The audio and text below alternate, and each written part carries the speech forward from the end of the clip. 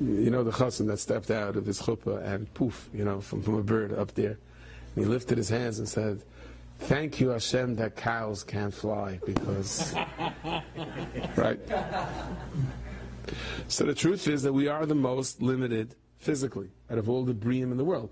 In terms of physical kaiches, we are the most limited. But we're the only ones that can make decisions. We're the only ones that can look ahead and say something doesn't look good now, but it may look good tomorrow. An animal can't do that. We're the only ones that have bechira, and we have the ability to go opposite our nature.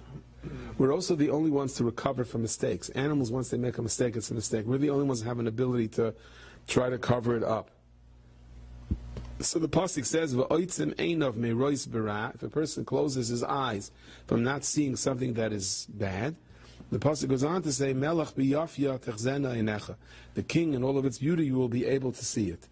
Says Rav Menashe bar Rav Yeshua in the Medrash Rabbah that what are we going to be able to see in Olam Haba? How quickly will we be able to navigate Olam Haba? How much siyata d'shmaya will we have to find our place in Olam Haba? Which could be even more difficult, the Chavetz Chaim brings, than the bird flying from Alaska to Hawaii. And the way it works is reverse engineering. The more careful we were not to look at things we weren't supposed to down here on this world, the more we are zeicha to see, to be mekabel pnei Hashchina. But the Eitz Yosef, the Pirish on the Medrash Rabbah says, the Chavetz Chaim Taka says in the Sefer Zechar LaMiriam, he says they're neshamas that go into Gan Eden, but they don't see anything, they don't feel anything. Because if a person's paigim is chush hariyah, chush hashmiyah, and his paigim is chush hadibur, so he can sit in Gan Eden, well, what does it help him? Olam Haba is Olam Haba. It doesn't change. What changes is our ability to be able to see it. But the Eitz Yosef says a fascinating thing.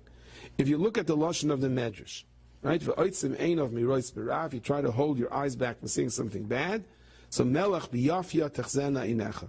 Rav Menashe bar Rav Yeshua says like this: we find that anyone that sees a dvar erva, that's what the Medrash says, ve'eina zon einov mimenu. That means he already saw the dvar erva. You would think that if somebody, after what I saw, forget it. And it could be that he wasn't even as careful as possible to make sure he shouldn't look. It's just that ve'eina zon einav. He doesn't totally bask in it. He is Zoicha lahakbul pnei Hashchina.